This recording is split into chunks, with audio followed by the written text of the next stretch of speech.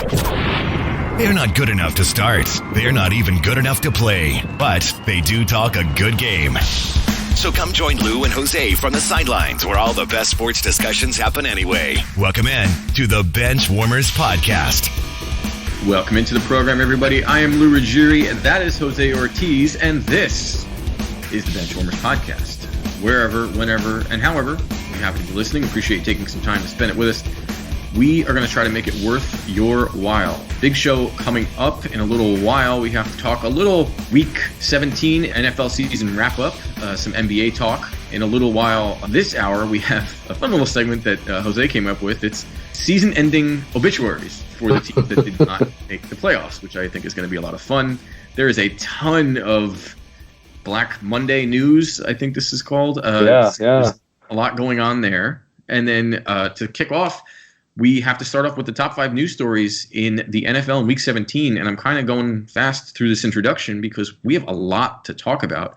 Hopefully, you can listen to us talk on the iHeartRadio podcasting app or Amazon Podcasts. Those are the two big ones we're proud to be a part of. We're also on Spotify. We are on Apple, Google Play. You can follow us along on Facebook, YouTube, and Instagram at the Benchwarmerz Podcast, at the BW Pod on Twitter, or you can even email us if people still do that to radio shows. The Benchwarmerz Podcast at yahoo.com, Benchwarmerz with a Z for marketing purposes. Jose, normally, I know I hate when shows do this, but they talk a little, we don't have time to do it, but just Happy New Year. Let's just get that out of the way. Yeah, Happy New Year. That's the extent of the introduction because I hate when radio hosts just sit and talk about their week and how are you? I'm good. How are you? I'm okay. No one cares. So we're going to just jump. I just want to get that out of the way. Happy New Year. 2021 had better be better than 2020. And so far, so good. Week 17 in the NFL. Let's get to the top 5 news stories. Number 1, the Cleveland Browns have made the playoffs for the first time since 2002. This is quite the accomplishment. We had an interesting off-the-air talk about Baker Mayfield because we were kind of differ. I feel like we differ on a lot of quarterbacks, actually. I feel like Dak and Baker are the two biggies. And, this team we kind of talked about, they're the best team. They went the last time they were this good, they went 10-6 in 2007, but they actually missed the playoffs that year. And that was the Derek Anderson, Peyton Hillis, when he made the cover of Madden. That was that team. And this is the first time they've made the playoffs since 2002. That is a long time ago. That's the George Bush era.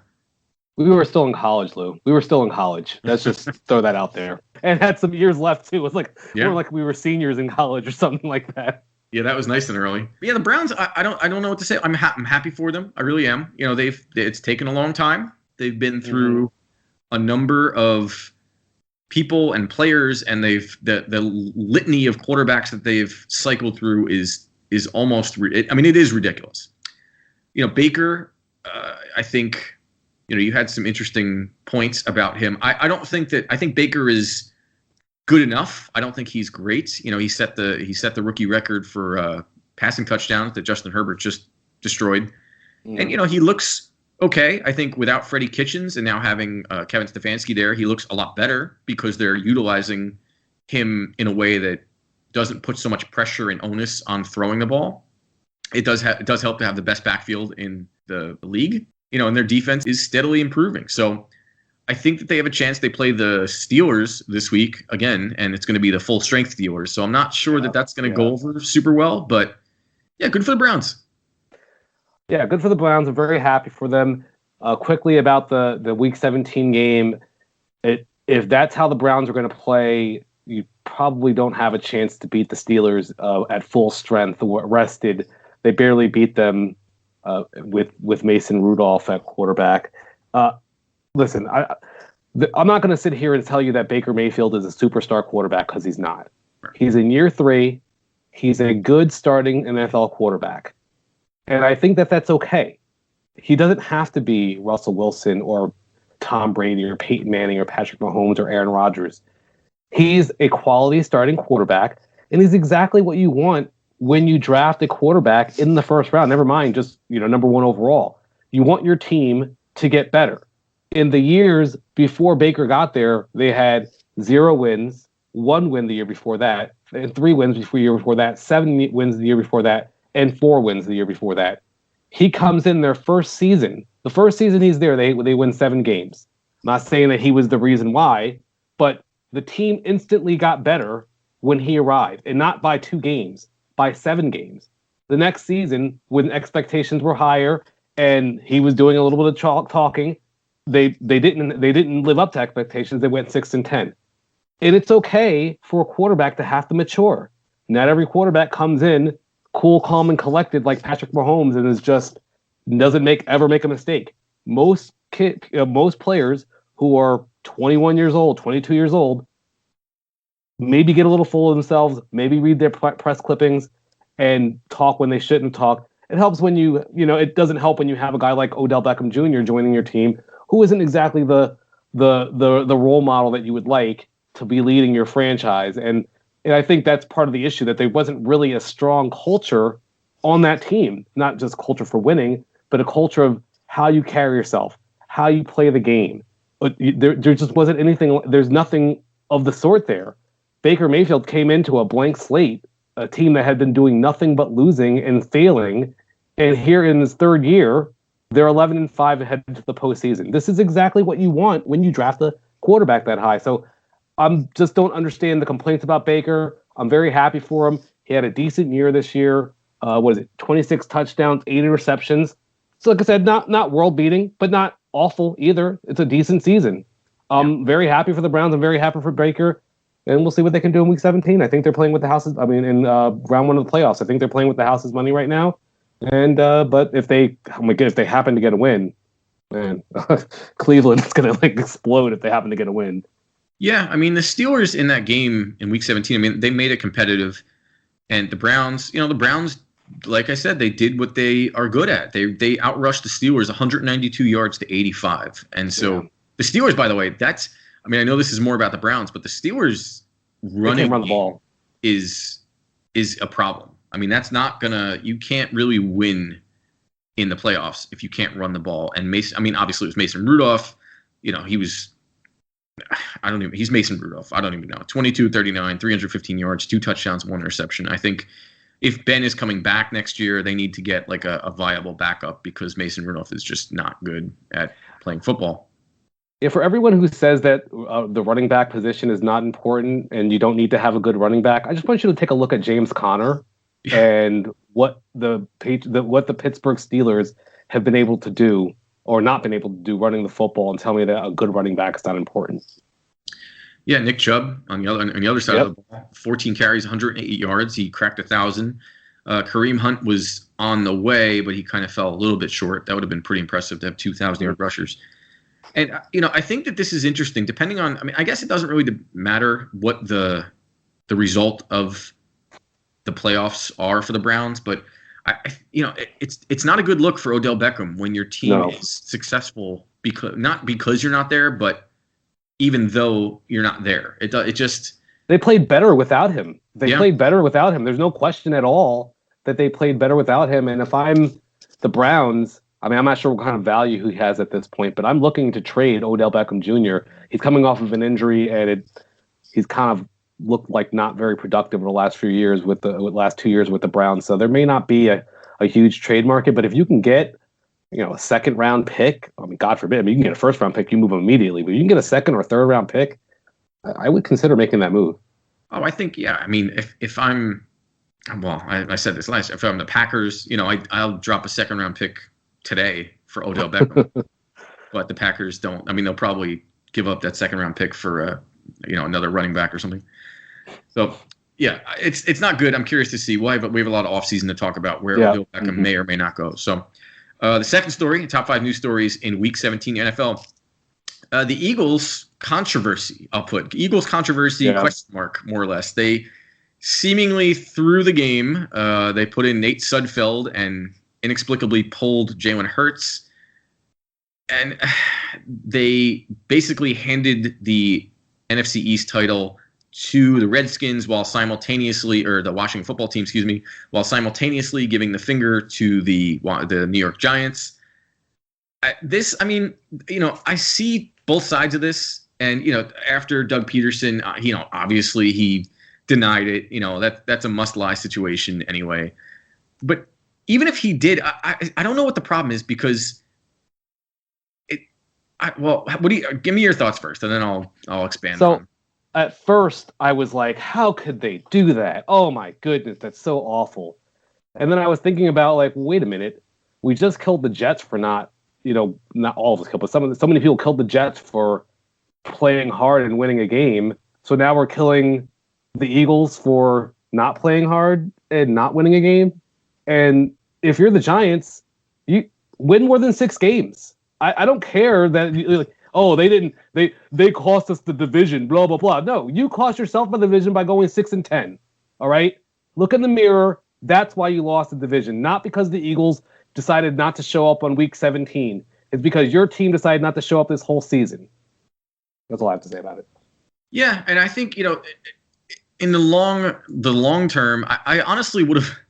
If I'm Doug Peterson, I kind of wanted him to just go out and say, yeah, we weren't making the playoffs. And, this game, the NFL, is a game of strategy. Why would I stop talking strategy, just because I want to win a game? Like, the long view of this strategic decision bumps us up 3 spots. They would have been, if they had won that game, they would have been the 9th draft pick, and they are now the 6th draft pick. So, yeah. Why, they weren't winning either way. So why would they, or if he even just said, yeah, screw the Giants, we hate them. Like, that would have been pretty cool. That would have been amazing. I think that might have been in violation of some sort of rule, so he probably couldn't say that. But yeah, probably, that would have been yes. Cool. But to say, we're evaluating Nate Sudfeld, like I can evaluate Nate Sudfeld for you. He's bad. His evaluation's been done for a few years now. He's been there 4 years. He's still not starting. So let's just maybe come off that a little bit. But yeah, I mean, I don't really blame the Eagles. I think that it stinks that Peterson didn't make – he should have just started Sudfeld from the beginning if that was going to be the plan. And then maybe we could have gotten a flex into a better game for Sunday night for the last game of the year. Like that was the only thing that bothered me, was that it was Sunday night. If this was a 1 o'clock or a 4 o'clock game, I don't even think anybody notices because no one cares.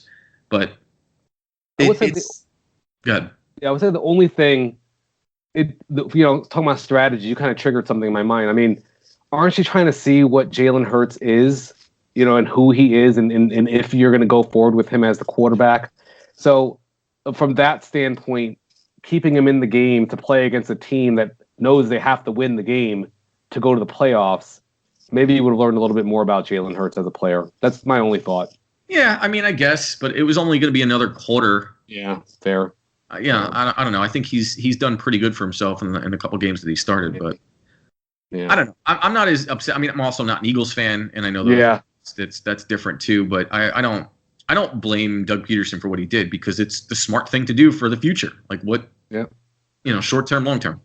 Yeah, win more games, Giants. Win more games. Exactly. You're not worried about this. And for the record, no one in the NFC East deserved to make the playoffs. All right. So, you should all be ashamed of yourself. And I think that the Washington football team should have given their playoff spot to the Miami Dolphins and had them move over or something. But the NFC East was pathetic. And to the Cardinals. Yeah. Well, yeah, maybe. But all right. So, speaking of the AFC. The third story in our top 5 news stories, the Tennessee Titans hang on in actually ended up being a really good game over the Houston Texans to win the division. Derrick Henry, and I think this is the main story here. Derrick Henry hit 2,000 yards, becoming the 6th player all time to do that. And he's just been a wrecking ball. And I'm happy to see that he what do you have, 246 yards in the game? I mean, it was ridiculous. He was just destroying the Texans. Yeah, I to me, the story of the game, while it was obviously, Derrick Henry is just a beast. He's been a beast all season. We actually talked about how next year we talked about him having a shot to do it. And actually, he became, I'm sorry, it wasn't the 6th player. He became the 8th player, not the 6th player. That was my fault. I said that to you earlier. He became the 8th player to hit 2,000 yards. What was most impressive to me was the throw from Tannehill to A.J. Brown to get in field goal position at the end of that game. Yeah. Because I thought for sure, if you had said, Jose, you can bet your entire bank account, is this game going to overtime? If I was stupid enough to place that bet, I would have placed it on the game going to overtime. And that throw was right on the money. A.J. Brown, made a real strong contested catch, but that throw was exactly where it needed to be. Tannehill, just on that throw, really showed me something about the type of quarterback that he is and the type of weapon he is for the Titans if their defense can kind of get things together, which I think is going to be a big Achilles heel for them going forward in the playoffs. But yeah, it just feels like they have a strong offense, but a defense that can't come up with a big stop in a big spot. Yeah, and Derrick Henry, for the record, actually had 34 carries, 250 yards even, and 2 touchdowns. He averaged, on 34 carries, 7.4 yards per carry. Yeah, he's a monster. He's a complete monster.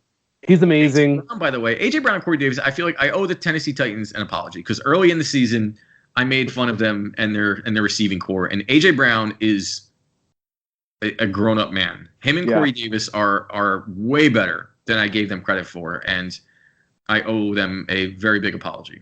Well, in fairness, Corey Davis did have Marcus Mariota throwing to him for a few years, and it depressed his value. And then Tannehill comes in. And, A.J. Brown was a rookie last year, really didn't come on to the second half of the season. So, he was a bit unknown. So, it's okay. It happens. I was trying to think I was trying to go through the other 7 players to hit 2,000 yards. So, O.J. Simpson. Right? Okay. So O.J. Simpson, Eric Dickerson. Correct. Did it his rookie year. After that, I'm trying to go in order. I can't think. Yeah. I was like, wow, is he about to put them in order? Yeah, Jamal Lewis did it. He did do it, yes. You skipped 2 people, though. I know. I'm trying to think. I can't remember that. Oh, Barry Sanders. Yep. Chris Johnson. Yep. Adrian Peterson. Yep, and you're forgetting one player that I know you're very familiar with. We used to play him in Madden all the time. This is in our Madden heyday as well. Who am I forgetting? How about the Mile High Salute? Oh, Terrell Davis. Oh, TD. Jeez. How did I forget him? Dummy. I was trying to think the 90s, and I couldn't. I kept thinking Emmitt Smith, and I was like, no, he never had. I don't think he ever even had 1,900 yards. But yeah, all right. So pretty good. Yeah, that's a pretty good group to be in. I we can get into this in the offseason a little bit more. I would worry about Derrick Henry a little bit next season, just because usually when a player hits 2,000 yards, usually the next season is not. It's a big drop off. But yeah, I mean it's he is a monster. He can only really regress. Yeah, that's a good point. So, all right. Let's see. That's the third news story, top 5 news stories. Number 4, our 4th top news story of Week 17, the Rams somehow, thanks to John Wolford, knock out the Cardinals and thereby letting the Bears, of all teams, into the playoffs. And this game, I mean, Kyler Murray got hurt. Yeah. And Chris Streveler came in for a little bit. He played not awful for someone who I don't think anybody has ever heard of. He was 11-16 for 105 yards, a touchdown, and an interception. I mean, he played better than Kyler Murray did. Mm-hmm. And this game,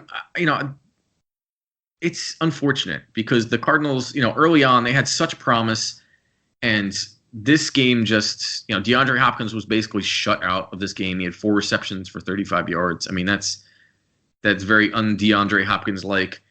And the whole game, I mean, the score was 18-7 Rams, and it didn't even feel like it was ever really that close. Well, Jalen Ramsey got the big money for a reason. I'm not saying that he's going to shut down DeAndre Hopkins every single time, but he's going to make life difficult for him. I'm sure as they battle through the years, that DeAndre Hopkins is going to win a few of these battles. But this time it happened to be Jalen Ramsey. It's, just since you finished off on the Cardinals, we're talking the Cardinals. You can't look at this season as anything other than disappointing. It's because of the way they started. They started off 5-2, and at one point were in the division lead. They were leading the NFC West at one point, and then at that point they went to the bye week with the division lead, and they came back 3-6 down the stretch, and that whole 9-game stretch was really marred by a ton of injuries or like dings and nicks and bruises by Kyler Murray, from Kyler Murray, which it starts to make me worry a little bit about his durability, especially with his playing style. But if you take his running away, I don't know that he's going to be the same player, that he's going to be that same dynamic quarterback that we saw. So, I'm not sure there's anything you can do. Maybe hire Lou as his trainer and try and, get him bulked up or something. I don't really know what you do because it seems like he has trouble taking hits, at least at this point. Maybe it's unfair to make that judgment at this point in time. It's only a year or two. As far as the Rams, look, they got the job done. Their defense has been the cornerstone of that team for the entire season, even without Jared Goff, who I'm not even sure if it was that much of a downgrade to go to was it Wofford or Wolford? Wolford. But they got the job done. I don't really honestly expect that much from them in the postseason because I think their offense. At some point, you have to put points on the board, right. And I worry about their ability to consistently do that, especially if Jared Goff is going to be. We don't know what his status is for the week 1 of the playoffs because of coronavirus and everything. I'm not coronavirus, sorry, because of the injury. So, just hats off to that Rams defense, and they'll have to bring their A+++ game next week this coming week. Against the Seahawks. Yeah, I mean, and Jared Goff's status is still up in the air. Not that he's played well anyway, but I don't know. I expect the Seahawks to, the Rams defense can only do so much against the Seahawks. So, and the Seahawks defense is coming on, but we'll talk more about that game later. Fifth story in the top 5 news stories this week: the Buffalo Bills just kicked the snot out of the Miami Dolphins. Oh, my God. They claimed the number 2 seed. They knocked the Dolphins out of the playoffs. And Josh Allen hit the all-time Bills records for passing yards and passing touchdowns. He surpassed Drew Bledsoe's record of passing yards that actually also happened in 2002 for the record. Funny, I would have thought it was Jim Kelly. Interesting. Okay. Yeah, no, that's what I thought too. And then I was like, oh, no, it's Drew Bledsoe.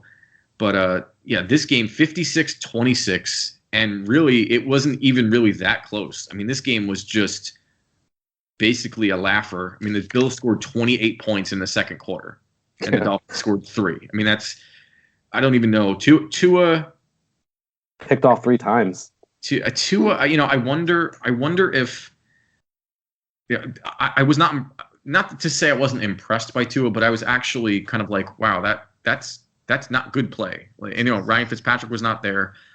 And I don't know if it's the Bills defense that's that good, or maybe Tua Tagovailoa is not as good as we thought he was. I mean, I know it's his first year, but it's not good.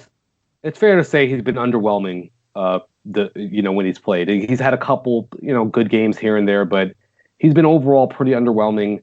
I think they've already announced that he's going to be the starting quarterback for 2021. So he'll have a full off season being healthy and a full, it'll be his team, and we'll see what he can do in 2021. To me, this is about the Bills being maybe the most complete team in football. I mean, they're so complete. They're in that discussion with the Packers and the Chiefs and the Saints maybe, but I just. Earlier this year, I said there were only 3 elite quarterbacks in the NFL. It was Patrick Mahomes, Aaron Rodgers, and Russell Wilson. I think that we can now welcome Josh Allen to the club. 34 touchdowns, 9 interceptions, 8 touchdowns rushing as well. Responsible for nearly 5,000 yards rushing and passing. The Bills were just too much. He's clearly a top 5 quarterback. Josh Allen's clearly a top 5 quarterback. Needs to be signed long term. And Stephon Diggs, he didn't have like a huge game this past week, but over 1,500 yards this season. Probably one of the best offseason moves in recent history of them getting him and really upgrading that offense. The Bills are a scary team. I would not want to face them if I was the Chiefs or any other teams that feel like they have a chance to go to the Super Bowl this year in the AFC. Yes, I mean this game too. They did this without Cole Beasley. John Brown made a return. Mm-hmm. He made an impact, 4 receptions for 72 yards and a touchdown. Isaiah McKenzie had a career day. My God, he had 2 touchdowns receiving, and then he had a kickoff return for a touchdown. The Bills scored in all 3 phases of the game, which I thought was pretty impressive. Yeah. That's what's left. It's there's nothing. The else. only thing, if this team ever gets like an elite running back, because Zach Moss and Devin Singletary are okay, but they're not great. If they ever get a great running back, my goodness, this team is going to just blow up. Yeah, they're scary. Even more so. This game, we saw Matt Barkley come in towards the end, and I think most people thought that was going to be, we were going to see him way sooner than that. But it just felt like they were rolling, and they wanted to just keep going, and they're peaking at the right time. They're getting hot right at the end of the season, and they don't have a week off because they're the 2 seed, so only the Chiefs are getting a bye week, the Chiefs and the Packers, and so. Yeah, I don't want to see the Bills next week. It's not good. It's not going to be good for the Bills. I don't want to see the Bills any week. They are they're to me maybe the second best team in the NFL, and it's only because I'm giving the Chiefs the benefit of the doubt of being Super Bowl champs. I mean, I feel like the Chiefs are the one team that, they put up points in bunches, as we've seen over and over and over again. So even if they're down, they're never really that far down. I don't know. I haven't really seen the Bills, I feel like they get out to an early lead and they just pound it, they pound it over and over again. I haven't seen them really battle back too much. Mm-hmm. Fair. But, that's the only thing. And the Chiefs, obviously, they're the defending champs. So until they're beaten, they're still going to be the team. But the Chiefs and the Packers too. Packers, unbelievable. Yeah. And I keep saying it, but Aaron Rodgers, what he did, 48 touchdowns, which is his career high, and I think that's tied for 3rd all time, or 3rd or 4th, something like that. Because it was Peyton Manning 55, and then Brady and Mahomes both had 50. And then Peyton Manning had 49, I think, one year, and then Dan Marino had 48. So he's tied for 4th. Yeah. Well, and that just brings us to our stat of the week. There were 3 quarterbacks this season who threw for at least 40 touchdowns, which is pretty amazing. And Aaron Rodgers, Russell Wilson, and Tom Brady, of all players, had a 40 touchdown season, one of the best seasons of his career. Prior to the season, only 13 quarterbacks had ever thrown 40 touchdowns or more in NFL history. It's also worth noting that in 2011, 3 quarterbacks also threw 40 touchdown passes. So maybe it's just something about the era we're in. Aaron Rodgers, Drew Brees, and Matthew Stafford in 2011 also threw over 40 touchdowns. Yeah, and this, when you told me that before, I was shocked. I didn't think Brady had. I knew he was in the 30s. I didn't realize he made it to 40. But it makes you wonder, because when he first went to the Buccaneers, it felt to me a lot like when Peyton Manning went to the Broncos. Like he cherry picked, a team that had a great offense and a great defense and just made it even better. Mm-hmm. And I sort of half expected Brady to kind of, Peyton Manning got there in 2012, and I think that monster year he had was 2013. Mm-hmm. So if you think about Tom Brady, he's obviously in better physical condition than Peyton Manning was. Absolutely. And this is his, with no offseason, with COVID, with no practices, he was able to throw the 2nd highest touchdown total in his career on a team he just got to. It's scary what he could do next year. It actually makes me think about the Patriots roster from last year and just how much was Brady carrying. Well, because obviously, I think we'll get to the Patriots later, though. As many interceptions as he has passing touchdowns this year, I think. Yeah. It's not good. No, not good at all. All right, so it's Rodgers, Wilson, Brady, unbelievable, and it's so funny that as great a year, because Brady might have been up for MVP if Rodgers hadn't come in and just obliterated everybody. The thing about okay, Jack, do your thing. We gotta go to break. We're up against the clock, so we'll take a quick break. We're gonna come back in just a minute, and we're gonna talk to the 2020 season review, and we have some news stories, Black Monday, and then we have some season-ending obituaries for the teams that did not make the playoffs. So I'm looking forward to that. So let's take a break, and we're going to come back with some fun stuff right after this on the Benchwarmerz podcast. You can reduce your risk of COVID-19 by cleaning and disinfecting frequently touched items and surfaces every day. These items include remotes, tables, counters, light switches, doorknobs, handles, toilets, and sinks. Wear disposable gloves to clean and disinfect. If you can see that the item is dirty, wash first with soap and water or another general cleaner.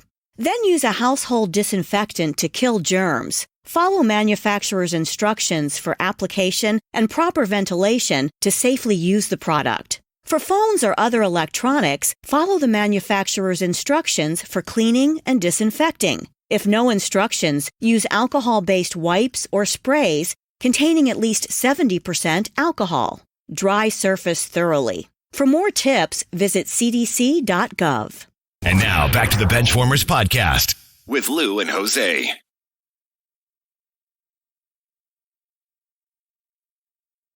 Welcome back to the program, everybody. I am still Lou Ruggieri. That is still Jose Ortiz. And this is still the Benchwarmers podcast. Thank you for spending some time with us. Hopefully you're following us along on either the iHeartRadio podcasting app or Amazon Podcasts, or pretty much wherever you find your podcast. If you're listening to us, obviously you found us, so keep going. And we would appreciate a review if you think we're doing a good job, because we certainly try to. Shameless self-promotion out of the way. We have a bit coming up in the next hour. We have to switch over to NBA, and it's NBA seasons. I feel like people almost forget that the NBA season's going on right now, but we have to talk some news stories in the NBA and kind of highlights, lowlights, and then we have to go back to the NFL and make some wild card weekend picks, and that's going to be fun. We have to finish out our season-long betting. We have 2 bets. We have our put your money where your mouth is, our money bet, and then we have our regular season picks, and we're kind of each of us won one of those, so we're going to use the playoffs as sort of the tiebreaker. But first, we have a lot to get to, so we'll try to make it somewhat quick. The 2020 NFL season in review. This is Black Monday, so a couple end of the season news stories. Jose, if you want to just give me a quick reaction to some of these. Yep. And then we have some standout season numbers that I think warrant some review too, because it's some pretty impressive numbers from some pretty impressive players. But the first story, Anthony Lynn fired as coach of the Chargers. Not surprising. It's one of 6 head coaching openings: the Falcons, the Lions, the Jets, the Jaguars, the Texans, and the Chargers. Is the Chargers the best of the bunch? Yeah, it's not close. The Chargers they're maybe the most exciting young team in football right now. You get Herbert, who looks great, a bunch of great receivers. I think Austin Eckler is underrated as a running back. They've got a great roster. And then let's not forget about Derwin James coming back next season. Well, maybe from injury. Maybe he'll get injured in preseason again and be out. Good point. This and they have also the number 13 pick. This team is pretty locked up. If I'm them, I'm targeting an offensive lineman. Though I always say that, so can't really listen to me. I think outside of the Chargers, I mean, the Jaguars, it's funny to say, but the Jaguars look promising. I mean, they're going to, barring some weird unforeseen thing, they're hiring Trevor Lawrence, or they're drafting Trevor Lawrence. Sorry. Yeah. And that's fine. Same thing. Yeah. I mean, they have just a myriad of draft picks, and, it's possible. It's possible that the Jaguars could become relevant again. Yeah, it's interesting, though. I was looking, the Jaguars definitely have a chance with Trevor Lawrence and everything, but I was actually looking at the Texans. I know they don't have the first or second round pick, but you have what do we know about the NFL? When you figure out the quarterback position, and I said that Deshaun Watson's overrated, but I was wrong. His numbers were great this year on a terrible team. And when you have the quarterback position figured out, you can kind of fill in the blanks with the other positions, other spots with draft picks. It's so hard to get that quarterback right, and it does seem like they have it right with Deshaun Watson. So if I'm a head coach and I can choose to take over the Jaguars or take over the Texans, I think I'm taking the Texans and just riding with Deshaun Watson. Really? Yeah, because I just feel. I guess you have to trust yourself. I just think it's more likely that Trevor Lawrence is not a Hall of Fame quarterback, or not a Pro Bowl quarterback, than it is that he is a Pro Bowl quarterback. We've seen number 1 and number 2 picks not pan out very well. Yeah, the Texans, the draft picks are what hurts the most. Yeah. I was watching this game, and I know everything got outshined by Derrick Henry, 250 yards. But David Johnson actually looked really good. I mean, he looked pathetic compared to Derrick Henry, but everyone does. For David Johnson and what we've basically come to expect to him, I mean, he had 14 carries, 84 yards, and a touchdown, which isn't great, but it's not bad. He ran strong, he ran hard, and I couldn't help but think like, oh, maybe that wasn't the worst trade ever. And then I realized, like, had it not been for a top 5 or top 3 wide receiver in the league, maybe we would be looking at this differently. But yeah, it's just tough without draft picks. And you're right. But I think when you look at the Jaguars, all the teams that we mentioned, with the exception of the Chargers, they're about 2-3 years. Like, do we think the Falcons are going to be competitive next year? Do we think the Lions or the Jets or the Jaguars, like all of these teams, are not going to be competitive next year, and maybe not the year after that? So if I can get the quarterback, maybe I have something. Yeah, and one team that has not been able to get a quarterback is another end of the season news. John Elway has said he will hire a GM and no longer will be in charge of player selections. Thank you, John Elway. It's taken many, many years. And it's long overdue. Yeah, and I think that that's a good thing because Drew Lock does not look like he's the answer either. And the Broncos have just been kind of treading water for a couple of years now, and it's just not been good. So at least, credit to Elway, better late than never. At little self-awareness, he's not good at that aspect of his job. So if he wasn't a legend in Denver, he would have already been fired, in my opinion. Oh, 100%. Absolutely. Other news, Dak. Jerry Jones said that Dak Prescott has the upper hand in contract negotiations. We'll talk more about this in the offseason, but I don't really agree with that. I don't think that's a very smart statement. Yeah, that's one thing I'll say. Like, why would you say that? Yeah, for somebody who is one of the best businessmen ever in the history of business, not just football. Yeah, I don't know why you would. I mean, unless it's a tactic. I mean, it's just so. I do think it's true. I do think it's true that he has the upper hand because of how they performed this season without him compared to how they performed in just regular season, right? Dak's regular season record is, I forget exactly what it is. It's like 45-17 or something like that. Yeah. And we were 4-7 without him this year. So if I'm Dak, I'm like, but they were 1-3 with him this year. Okay, they were 1-3 with him this year, but for his career, they're, which I guess I don't really know. It was also predicated on having a young Ezekiel Elliott. I would love to see what this team, and I tried looking for it earlier, but basically what amounts to a NBA plus minus. How good they are when a player's not playing versus when he is. I think that Tyron Smith is way more important than Dak Prescott, and I think probably, and he's already been paid. Yeah, but not yes, but not. He doesn't get quarterback money because of offensive linemen don't get quarterback money. That's just the market. But I'm just talking about value. Tyron Smith is way more important to this team than Dak Prescott is. I think I would agree with that. I mean, but at the same time, you say young Ezekiel Elliott. Zeke's 25 years old. Like last year he had 1,357 yards. Playing like garbage. Well, Tyron Smith is not there. You just answered your own question. You don't have a good quarterback. You don't have a good offensive line. You're a running back. We're like, you know what we're going to do? We're going to shut down Zeke and let Andy Dalton beat us. Or I don't even remember the other quarterback's names. I'm sorry. I can't even. Because they don't matter. Ed DiNucci? No, was it? Ed DiNucci. Yes. I mean, this was just a dumpster fire of a season for the Cowboys based on injuries.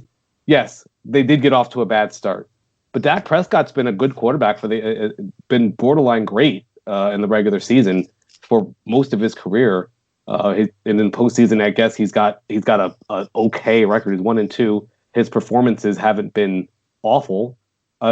Dak is clearly an upgrade at the quarterback position. I'm not saying you give him $40 million a year. I think what you do is you franchise him again. You franchise tag him, and you let him prove it again. Like, okay, stay healthy and get it done. Yeah, we'll see. When we can talk more about that in the offseason, that's going to be an endless debate until we see what happens. But speaking of questionable quarterbacks, Tua Tagovailoa was announced as the starting quarterback for the 2021 season. Now, there's a little subtext there, I think, that doesn't say that Brian Flores is not going to draft a quarterback to sit behind Tua. but he will be the starter. And I'm just not sure, especially with you look at Joe Burrow and what he's done, what he did in Cincinnati. It just everybody thought that on that team at LSU that maybe the talent around him kind of lifted him up, and I'm sure that it did to some extent. I mean, he did have the greatest quarterbacking season in the history of college football, but it wasn't the same as Dwayne Haskins at Ohio State, who threw for 50 touchdowns and then completely just is now not even on a team anymore. Yeah. Tua at Alabama, he replaced Jalen Hurts, which is interesting. It's looking more and more interesting as the time goes on here in the NFL. It did lead them to a championship. That was the right move at the time. Yeah. He did well. I wonder if Tua is going to be the starting quarterback at the end of the 2021 season. I think so. I think it's a bit quick. Like we can't. I mean, he just started playing. Like, you can't make a decision on him this quickly. I guess. I understand. Like, I just we've had, like I said, we've been spoiled in recent years where quarterbacks just walk in and they're just amazing. We just saw that with Justin Herbert. Tua is not. He was injured this offseason, so he didn't have. And I guess no one really had the offseason, prep. But he spent his offseason basically rehabbing instead of preparing to play football. I think you got to give him another year. I don't think it's the worst thing in the world to draft another quarterback anyway, because we see it's important to have a good backup. And honestly, and this is another discussion, we can go on about this. I sent you a note about this where everyone killed the Green Bay Packers for drafting a quarterback in the first round, but by doing that, they've made it so they don't have to pay Aaron Rodgers. And isn't that what you keep talking about, not having to pay guys? So how are you going to put yourself in a position to not have to pay a person if you don't draft a player? So I think they should draft a quarterback, maybe a low round, fourth, fifth round next year. And if Tua doesn't have a great season, then you draft the quarterback in the third round and the year after that. But you should add another quarterback to this roster, because I don't think you want Ryan Fitzpatrick there still.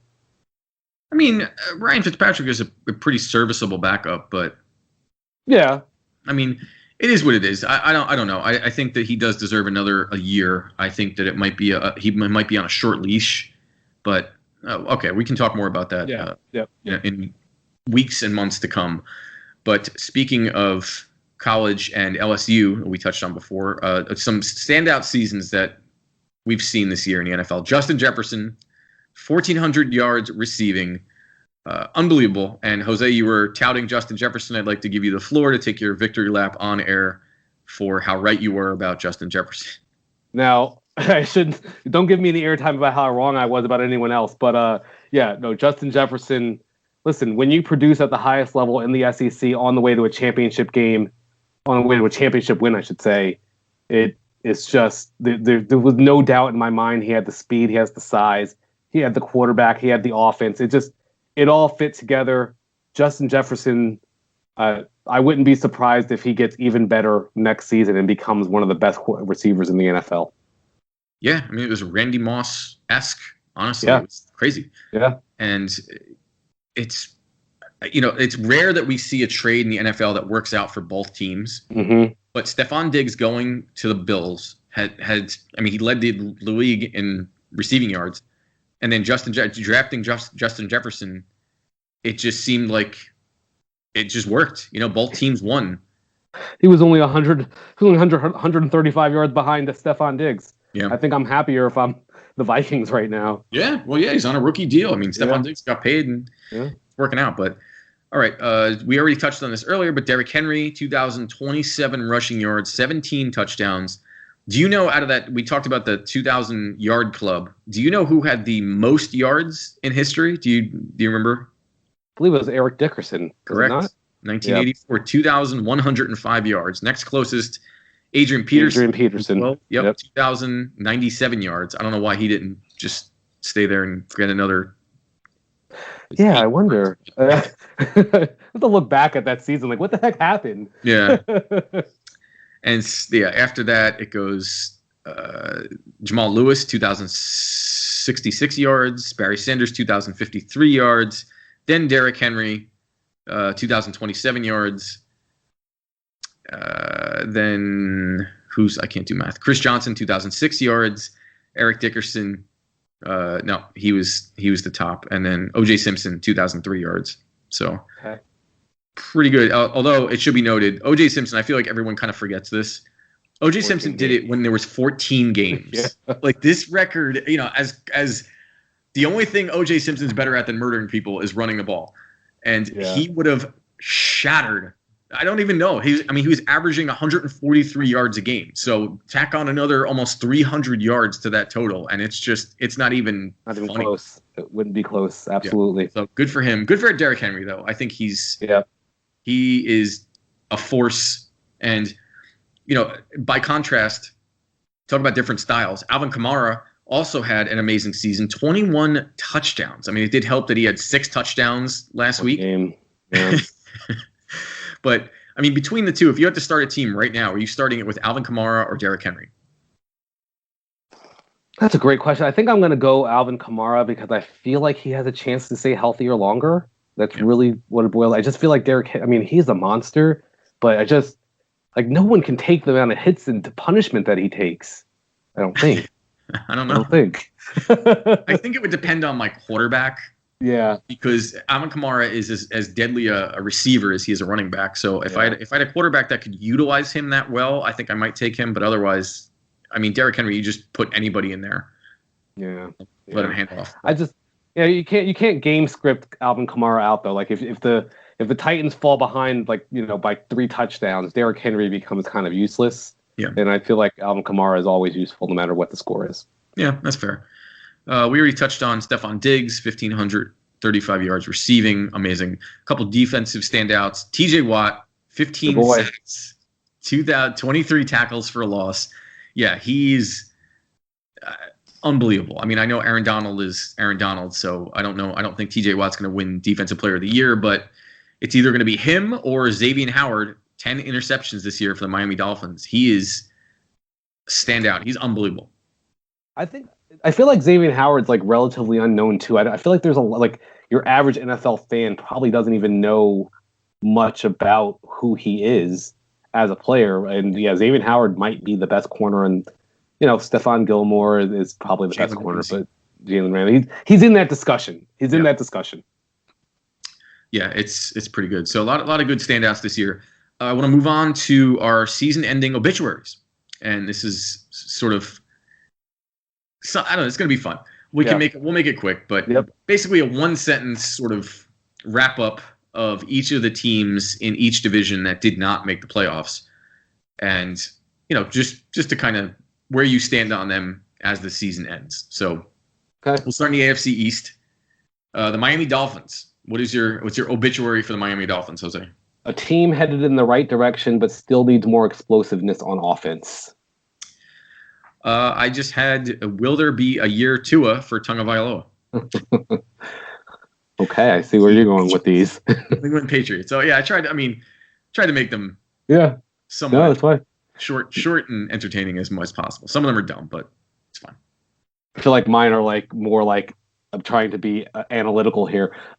We're about to find out how good of a coach and player evaluator Bill Belichick really is. I just had Cam, that team needs help.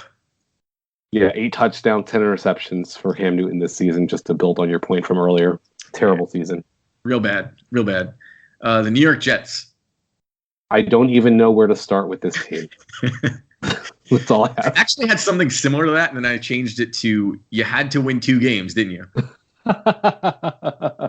Yeah. AFC North, only one team in the AFC North not making the playoffs. That is your Cincinnati Bengals. What is your obituary for the Cincinnati Bengals?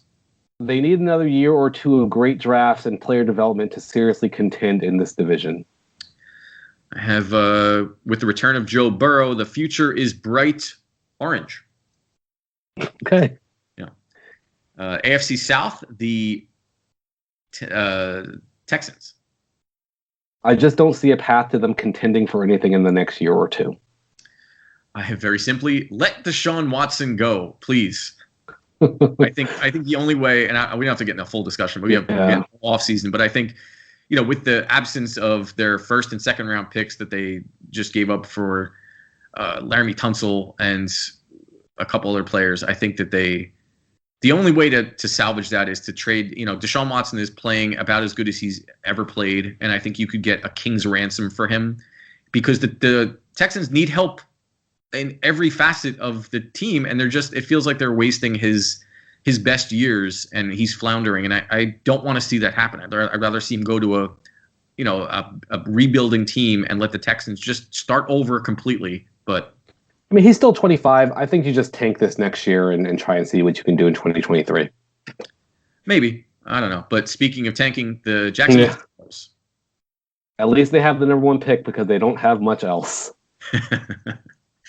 All I had was, how different will this team be a year from now? That's not much. I don't know. We'll see. I'm not expecting a big change. We'll see. New coach, new quarterback. The AFC West, your obituary for the Las Vegas Raiders. I expected them to do better this season and was highly disappointed. All right, see if you can get this. Is John Gruden driving the car off the road? I get that, and I feel like, I get it completely. And I feel like John Gruden is trying to salvage the car right now. It's like a car that hasn't been working for a while. It's like trying to do anything he can to not have to buy a new one. Yeah. The artists formerly known as the San Diego Chargers. This is the most exciting young roster in the NFL that did not make the playoffs. I have Justin Herbert is what we hope Trevor Lawrence will be. Yeah. And I think everything that Justin Herbert did this year is what we expect Trevor Lawrence to do when he comes in. And if he doesn't at least match what Justin Herbert did this year. By the way, Justin Herbert, speaking of standout seasons, Justin Herbert, we have 30 touchdowns. He set the single season rookie record for passing touchdowns. And oh, by the way, he did it with one less game and 1 minute's preparation in his starting game.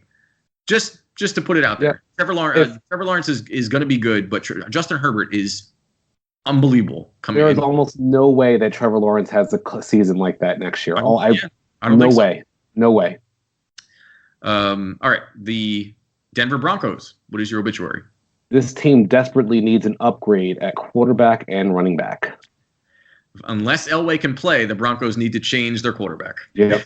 All right. Moving to the NFC. The NFC East, the New York Giants. Your obituary. Their second place finish is a bit misleading considering how bad the NFC East was. I simply had just a team on the cusp. I mean, I wanted to put just sort of a broad brushstroke on the entire NFC East with just kind of a toilet flushing sound. But a team on the cusp. I feel like the Giants, with Saquon Barkley coming back, are actually going to be a contender next year. Okay. I don't think they're very close, but we'll see. My Dallas Cowboys. They would have easily won the division with Dak Prescott at quarterback.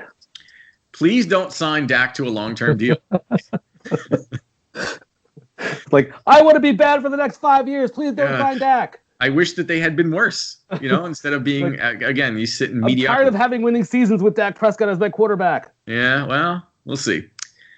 Your Philadelphia Eagles. Just kidding. No, that's fine. If they can get the quarterback position figured out and add a number 1 wide receiver, they should be decent in 2021. So very simply, I had it hurts to be right. And just as that is your victory lap. Yes, as a refresher, this time last season, I was begging the Dallas Cowboys to sign and draft Jalen Hurts because I thought I saw what he did at Alabama. I saw the drive he had when he went to Oklahoma, and he had a chip on his shoulder, and he had all the pieces. He fit into the modern NFL, game where he was mobile, he was athletic, he was strong, he was pretty accurate, and the Cowboys instead did not do that, and the Eagles did. So now I'm stuck as a Cowboys fan rooting for the Eagles quarterback. And it just, to see Jalen Hurts surpass Carson Wentz, who, was arguably the best quarterback in that division pretty much since he got drafted. At least the Eagles thought so. They drafted him 3rd overall. It's nice to see Jalen Hurts succeed. And it kind of, it stings because the Cowboys were dumb and didn't listen to me, but it's nice to be round pick. They would have had to spend a 1st round pick on him, I think. Yeah, possibly, yeah. Wouldn't have had a 1st round grade on Jalen Hurts. The NFC North, the Vikings. What is your obituary? I think this team is close if they can find some playmakers on defense. Let Dalvin Cook I've been saying it all year. I'm going to keep saying it. They found the magic formula, I think, a little bit too late, where Kirk Cousins, I mean, he played well, but Dalvin Cook is the engine that drives that team. Absolutely. The Detroit Lions. It's time to completely tear it down and rebuild everything. Not that there is that much to tear down. Something similar. It's time to move on from Matt Stafford, because Matt Stafford, I think, has changed his scenery. I think he can be very productive in another team, and he's still got plenty of arm talent. It'd be nice to see him, in a culture that isn't just losing, entranced in mediocrity and just losing. Yeah. NFC South, the Panthers. This team is a decent quarterback away from being competitive if they can keep CMC healthy in 2021. Yeah, solid and improving. Yeah. I think they're good. Bridgewater. I was trying to make a play on Bridge, quarterback, water. I don't know. I couldn't think of anything enough. But Teddy Bridgewater, I don't know if he's the answer. It was nice watching PJ Walker out there from the XFL. I have a weird soft spot for him. I root for him anytime I see him playing. Christian McCaffrey needs to come back, and this team just kind of needs they just need some tweaking, and I think they'll be right there. They're just they kind of had the unfortunate positioning to be in a division that's pretty good. A team that was in worse position, the Atlanta Falcons. It's time to, similar to the Lions, it's time to completely tear it down and rebuild. It's time to rebuild. I agree. Yep. Let Matt Ryan go. Send Matt Ryan to the 49ers to oh my gosh. Kyle please. And give us Julio Jones too. I want Julio as well. Yeah. Trade everything. Let them go. All right. The NFC West, the Arizona Cardinals. A disappointing end to the season, but I think they will learn from this and be better in 2021. Yep. Kyler cannot come up short again next year because he's short. That's the Yep, that's fine. Yep. 5'11". Your 49ers. The most disappointing team in the NFL this season by far. Hopefully they can get a quarterback in the draft. Not speaking as a fan, clearly. No, of course not. No. Very simply, bye-bye Jimmy, hello Matty, as we referenced before. I think Jimmy G goes back to the Patriots, and I think Matt Ryan gets reunited with Kyle Shanahan. And I think want to draft a quarterback, but I think that's the right move. I think you trade for Matt Ryan, you ask him to take maybe a little bit of a pay cut, or you sign Matt Ryan rather, and then you draft a rookie. I think that's Matt Ryan would be an amazing tutor. Yeah, absolutely. All right, so that's our end of season obituaries for the teams that did not make the playoffs. We're going to have a ton to talk about in weeks to come about we have to make our wild card picks actually coming up in a little bit. But first, we have to take a break, and we have to come back and talk some NBA because we're full bore into the NBA season, so we have to kind of touch on some of that. So stick around. We'll be right back on the Benchwarmers podcast. Thanks for listening to the Benchwarmers podcast. Follow along with us on the Benchwarmers podcast on Facebook and Instagram. And don't forget to review us on iTunes, Google Play, or wherever you get your podcasts.